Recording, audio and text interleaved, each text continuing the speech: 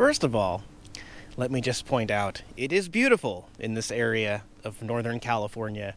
It has been a long time since I've seen trees taller than like 10-foot high shrubs or palm trees. So we're back in the land of tall pines, and it looks like I don't see any firs yet, but tall pines and alders at least. I messed up a little bit. I didn't do a whole lot of planning for this trip, but I forgot where I was at, but anyway, they started flashing a sign at the bottom when we hit 1,000 feet that said chains required, which means chains required on the drive wheels. I'm like, I don't have chains. Uh-oh. Then I started looking at some reports after I pulled off, found this campground. I'm here at about 1,500 feet at the bottom of the Siskiyou Pass. So, anyway, got really cold here last night, down to 25 degrees last night. Today's high is 50, and it's going to freeze every single night. So, I'm not the only person out here. There's 4 or 5 of us here. There's a van camper right here. I'm at the top of the hill here, and yes, that trestle up there, that there's trains going by. It's neat. It doesn't bother me. It's kind of cool, actually. But for some reason, I totally forgot about the Siskiyou Pass. And February is usually not a good time to pass it, although I did it last year. And it is passable with chains and stuff. Well, in the daytime, it usually only goes down to like 40 or 50 for a high. So I'm going to monitor it closely. I am still several days ahead on my video, so don't worry about me, guys. I can guarantee you that I am gone from this area and probably at least in Oregon, possibly back in Washington already by the time you see this video here. But just letting you know, it happens. I don't plan everything out as well as you guys might think. I kind of just play it by ear, and then I'm like, oh, big flashing sign, chains required. I don't have chains. Why would I want chains? I just stay away from cold areas where chains are required, usually. Although I've hit a spot like that pretty much once a year since I've been doing this for some reason. If it wasn't so cold, this is a really nice area. This is a state recreation area of sorts, and it cost money outside of the winter season. So I think it cost $8 or $16 a night to disperse camp here after April and up until like October or something like that. But if you're here in the wintertime, it's free. That's kind of cool. There's also usually a host on site in the on-season times, but you can get lots of solar because it's wide open, so that's cool. And the water, I guess you can't really see how clear it is, but the water is pretty darn clear, and people like to come here and fish, I guess, too. So all those times when it was 90 degrees a couple weeks ago in Arizona, I'm like, man, I'm going to put this buddy heater away. It's pointless having it. No, I'm glad I didn't put it away. I need it. The only bummer part about this place, I know I have the antenna up, but that's because I tried to put my Wi-Fi device on top of it, as you can probably see up there, my hotspot device. But no TV stations, no Wi-Fi, no cell service at all. This is literally a dead spot, and probably for at least 30 or 40 miles back up Mount Shasta in the Siskiyou Pass, no service on I-5.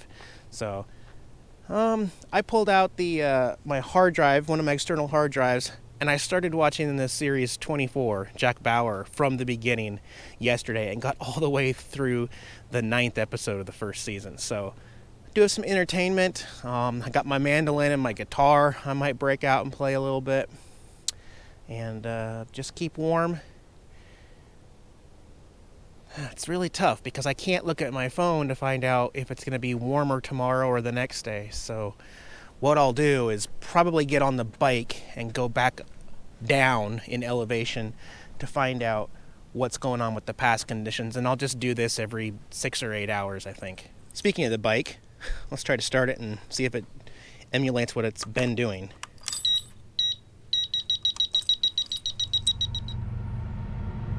There we go.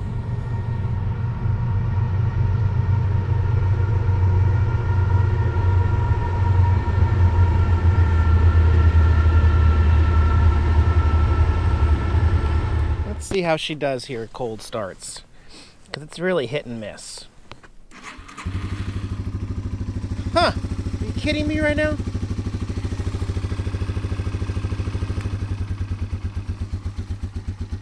I don't get it. I do not get it. I hate stuff that I try to diagnose and then it does it sometimes and doesn't do it other times. It started up fine cold that time, so it's definitely a flooding issue. Eventually I will show you my problems with trying to get this thing started. So let me just point out, for those of you who have been following me for the last 4 years on the road, it's comical when it comes to these buddy heaters, because every time I need them to work, they never want to work, right? So this is worth sharing with you guys that I had no problems here using this. I even unattached the hose from the propane bottle up front and used it for the campfire yesterday, and then reattached it, and everything still works perfectly. So maybe the little buddies are the only reason I've had problems. I have had no problem with this dual big buddy here.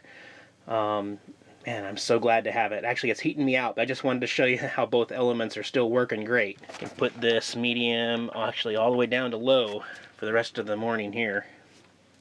And I know this unit's really bulky, guys. You know, I just put it on the floor when I want to use it, and then I put it back up top and store it away when I'm not using it. It's no biggie, but I do like this Olympian Wave catalytic heater that Mike, Living Free, has, and you know, it's really slim and goes away. And if I put a quick release on it, I mean, I could mount that sucker to the wall right there, or maybe on that part of the wall right there or something. But hey, I'm happy to have heat today. I'm not going to complain at all. Is Jax a happy camper? Are you a happy camper? Yeah, you're pretty happy, huh? Good. I'm glad. Actually, turned the heater off now, because I'm going to keep the driver's door open here for a little bit to work on a few things. Been talking with a few mechanics. Oh, hey, Jax. Been talking with a few mechanics about my alarm issues. While it could be related to the latch itself, I'm going to check a few other things. So I'm going to take the panel off, and a few people want me to check the wiring from the latch and the wiring that's in the boot in the actual hinge right here. And so what I'm going to do is the same thing. I had one of the lights on my bike went out, one of the side marker lights. And so I reached under there and just started touching all the wires until I got it to emulate turning on and off on the bike. So what I'm going to try to do is I'm going to close this latch so that now it'll turn the dome light off in 20 seconds. And once I start messing with wires, I'm going to try to emulate the process of having the dome light come on randomly, which would then set off the master alarm in a normal circumstance. So take this off and we'll have a look.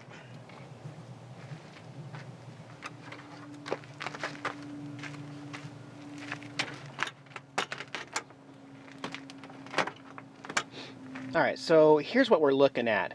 This latch right here, this is the one that Chevy Titus Wheel and Olympia quoted me $250 a piece. So if you undo these three things, this thing is loose in here, but you cannot get it out. That's because this whole window thing, which you can see the rivets in there,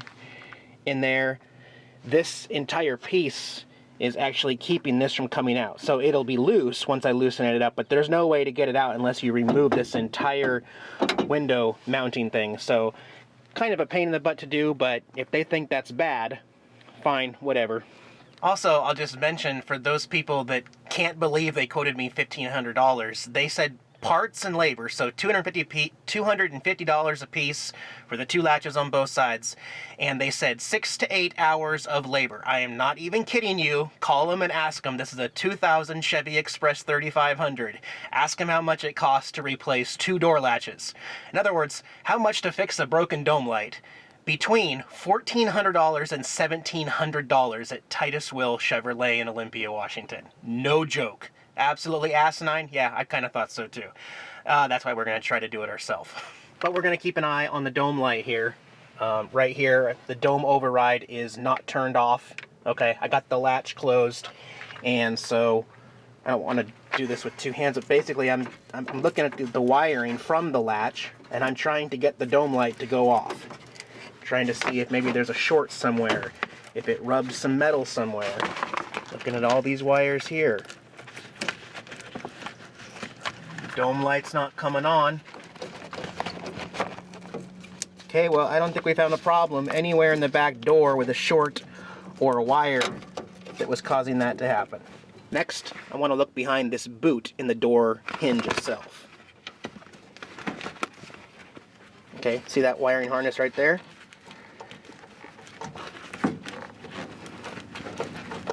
And we never once set off the dome light. That is the part that is baffling to me. Gonna do this same exact thing on the passenger side. But I can't figure out what's going on because there's no movement at all, and in the middle of the night or randomly in the daytime, the dome light just comes on and says, door ajar, master alarm, everybody nearby wake up. I will say the last time that I was able to emulate it was actually here on the driver's door. And so what I had done is the door was open in this position, and if I just applied a little more pressure, that would kick on the dome light. But now, today, as you can see, nothing happening here. I just don't get it. Today I can't even make the dome light come on. That is so weird. Again, I appreciate all the mechanics who have been emailing me and giving me suggestions and stuff.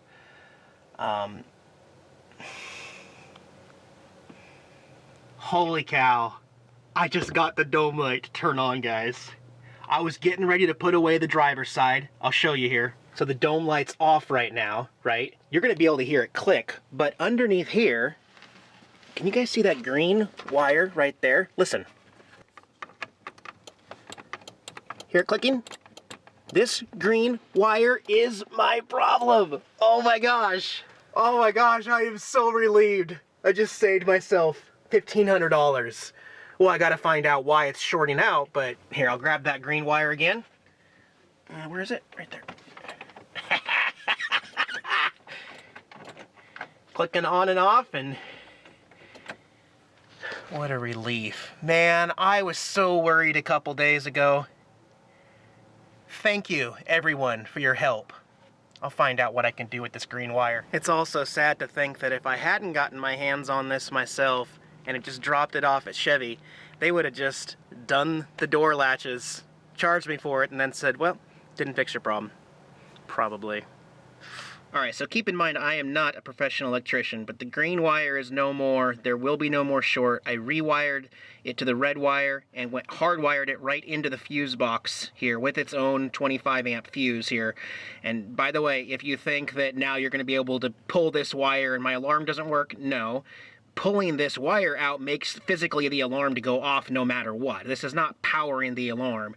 It's just helping it understand the door and dome light system, tapping it into the fuse box itself. So showing this is not a weakness of my alarm system by any means. If I were to pull this back out of the fuse box, the dome light would come on and the master alarm would go off, just so you guys know.